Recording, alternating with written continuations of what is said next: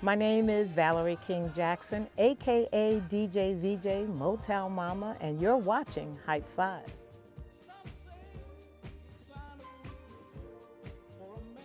Want to tell you a little bit about myself. I am a mother of 4 and 14 grandchildren and 2 great-grands. So it was a natural to come up with the name Motown Mamas. I grew up listening to Motown music, and well, not just Motown, but I guess I fell in love with Marvin Gaye and found out he was under Motown. And I just really grew up listening to Motown music and R&B music, and when I was a kid. And I remember it was Dancing in the Street that was out. So I believe that was like 60, I want to say 64, 65.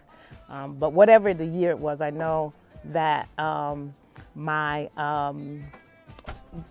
sister was a couple of years younger than I. We were watching our neighbors have a party downstairs, and she ended up falling out the window. But it was because we both were drawn to the music, and I guess she wanted to take a closer look. But so I started I guess I want to say my 3rd chapter in life with MotownMama's on-air personality here at WTCC 90.7. I hopefully will be able to continue on at some point with MotownMamas or something different. But it was I think that the fact that my mom loved to dance, my mom loved music. In the summers, I would spend time with my aunts, and they all loved music. My Aunt Dorothy, my Aunt Dot, we ended up stealing her music when she went to bed or if she went out, and we played music and we would copy them. You know, we'd be out acting like grown folks dancing, because we have this thing for grown folks and being able to, in our generation, kids were seen and not heard unless the parents were having a party and they called you out to come and show them the latest dance. So it was just one of those things where music was all around me. R&B music mostly, but it was like one of these things where music was, for me, my medicine. It was like it would lift my spirits, make you think about memories. Music does all of that. And as I grew, I learned that music is music, no matter what culture, no matter what language. Music can bring a smile to someone's face and they don't even know the words. And that's how I feel about a lot of Spanish music. I love the music. I love the beat. I want to dance. Even though I do the same old dance, nothing new. They can try to teach me, but I'm unteachable with my 3 left feet. But it's just one of those things that so unfortunately back in 2004, I lost my twin son, and I was going through a state of depression, and my therapist asked me, what would you like to do, or what could you do if given the chance to change, to give back or do something to pull me out of that depressive state? And so because of my love of music, I said, gee, I'd like to be a DJ. Not really knowing what all of that entailed, but I just knew if I could share my love of music and the music that I loved and listened to other people, and knowing that it was my medicine, maybe it could be someone else's medicine as well. And it has since been not just my medicine, but my drug of choice. I have to come and get my dose of music and share it with somebody else. And it's, for me, it's been a way of forming a sisterhood with my co-hosts. Actually, there are 5 of us that are, once you're a Motown Mama, you're a Motown Mama. But there's 5 of us that have been in the role. So we have Lady J, the weather girl, Big Dee, our jazz queen, and myself, Motown Mama. And I like to say I'm Dr. DJ VJ, because I can take you to class, school you on some Motown. But most of the Motown history I learned just by reading and listening to the music and trying to find more about each artist. As I was introduced to Motown male artists, I fell in love with Marvin Gaye, so I call him my first Motown husband. Smokey Robinson became my second Motown husband, Calvin Richardson. And so he was in Motown for a short time, so he's my third Motown husband, only because he started off in Motown, right? And then, with growing up watching American Bandstand, when I moved here, WHYN, and then the college radio stations, and college radio stations had certain nights when you had certain artists or certain DJs that you would listen to because they would play certain music that I wanted to hear. And so, I fell in love with different college radio stations for me to get a more rounded, sense of music. So I would listen to Springfield College for their gospel programs. And then I would listen to WAIC, which was, they'd have different nights, different DJs. Interested in listening to Andrew Cade and Smooth CP. And you end up getting to know these people just by listening to their music and hanging out wherever they were playing. And then WHYN for my Dusty Springfield, Neil Diamond, my cross-cultural music interests. So I'd even listen to country, Western music, whatever. So music for me is music. But, you end up having your preferences. So Motown it is, and I like to call myself Dr. DJ VJ when it comes to Motown. And formed our group, first started with Lisa McLaurin Hope. We would call her Lily Mac. And she would really focus on Motown history and information about pulling out about different artists. Like she loved Eddie Kendricks and Marvin Gaye. She wasn't into too much of the girl groups. She was more into the male artists, but Motown had more male artists than girl groups because after Diana Ross came on the scene, there's a whole story about that. But after Diana Ross came on the scene, all the other female artists under Motown kind of like took third seat.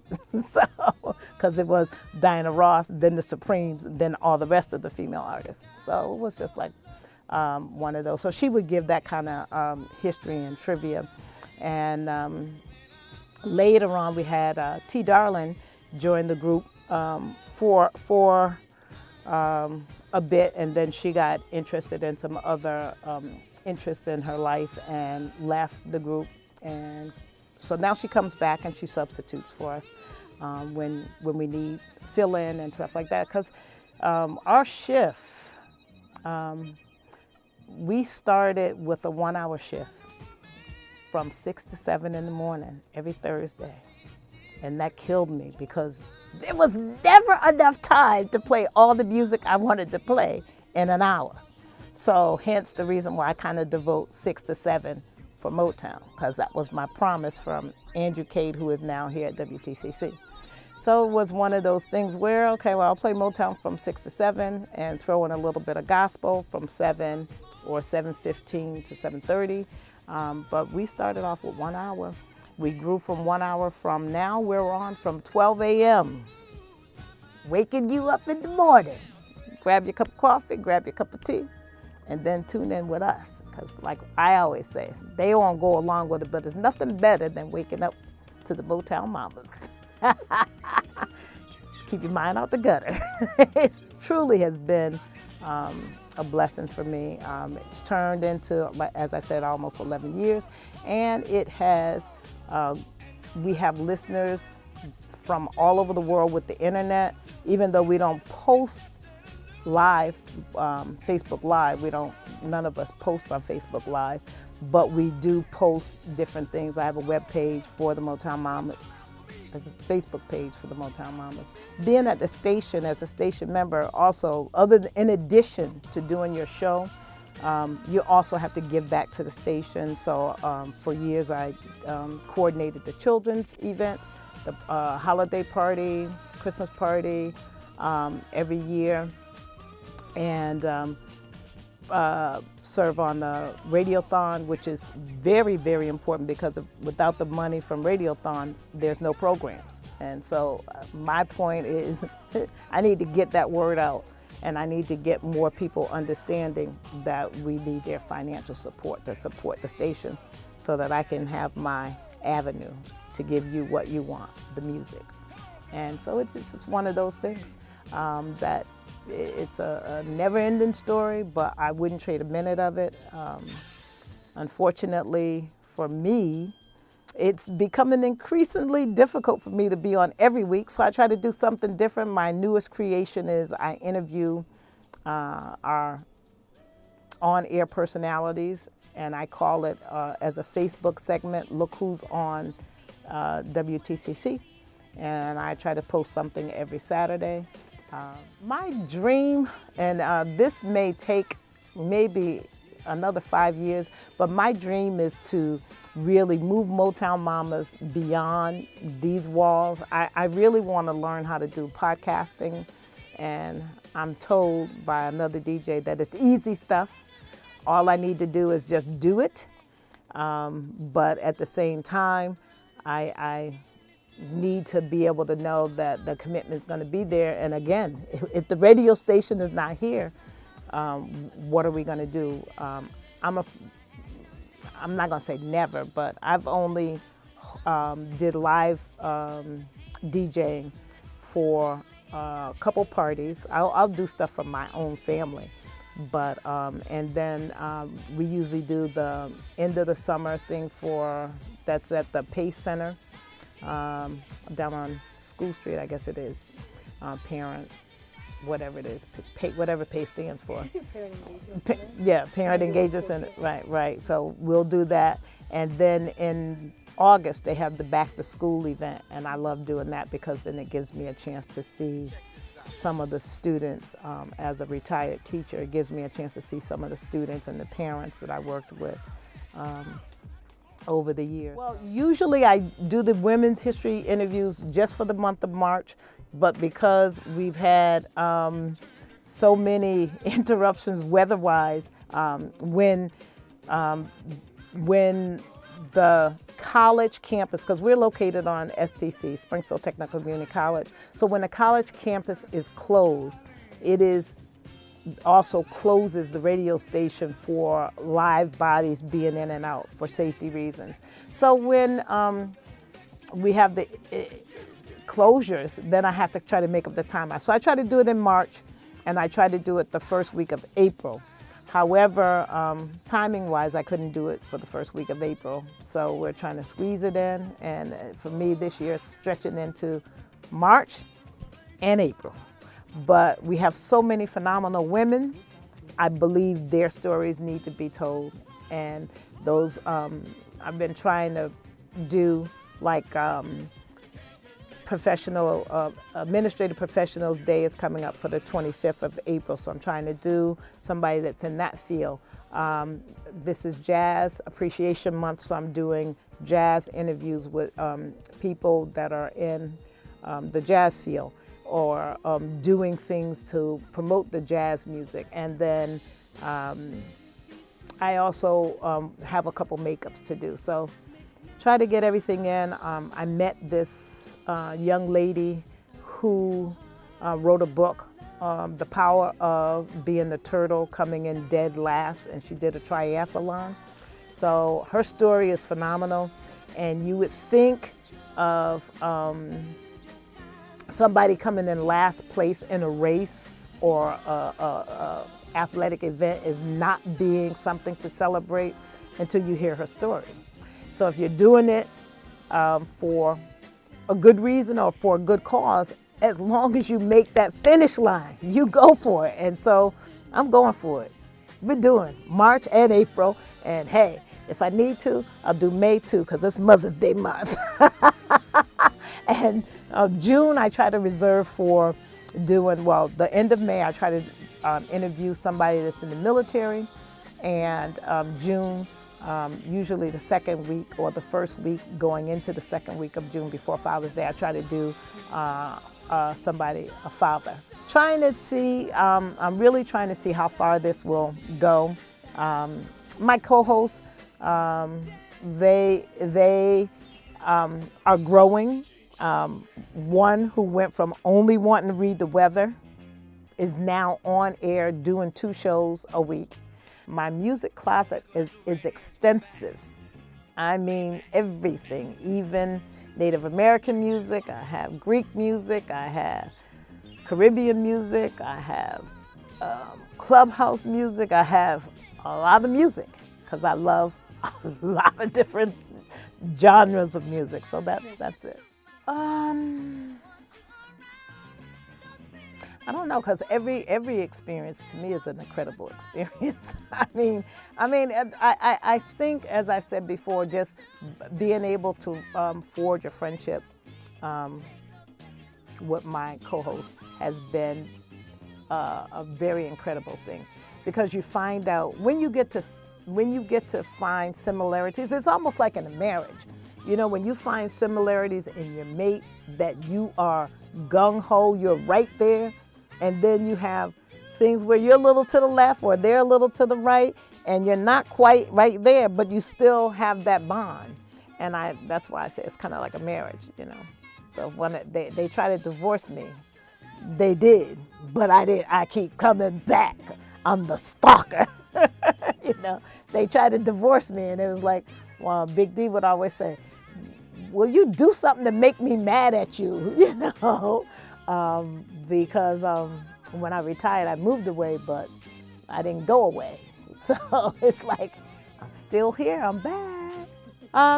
My biggest advice for my viewers or listeners or whatever is really, whatever you're passionate at, don't give up on it. And you probably hear that from a lot of people, but if you find that your old passion is not giving you what you need, then find something new. Start a new chapter. You have to find something that's going to make you want to wake up each morning. You know, depression is real for people. And when you're depressed, you don't want to get out of bed, you don't want to get dressed, you don't want to get washed, you don't want to eat, you know, you don't want to do the daily things. But when you find something that you're passionate about, that passion is enough to drive you, to kick you out of the bed, to make you do what you need to do. And so I think that, you know, find something that you're passionate about. It might be art, it might be teaching dance, it might be cooking, it might be whatever it is, but whatever it is, it's got to be better than sitting around, woe is me, because that gets old, and after a while, you know, you run your friends away because they're tired of hearing it, and you run your family members away because, you know, they're tired of dealing with it, and hopefully, you know, whatever you're passionate about doesn't lead you to drinking excessively, doesn't lead you into use of illegal drugs or over-medicating yourself with legal drugs or prescribed drugs. And so for me, being on air, that's my drug. Playing music, that's my drug, and hopefully I'm sharing that drug with all of my audience. So check out the Motown Mamas every Thursday morning on WTCC 90.7. And it's from 12 a.m. to 7:30 a.m. You never know who you're going to get, but definitely you're going to get some good music. I can guarantee you that.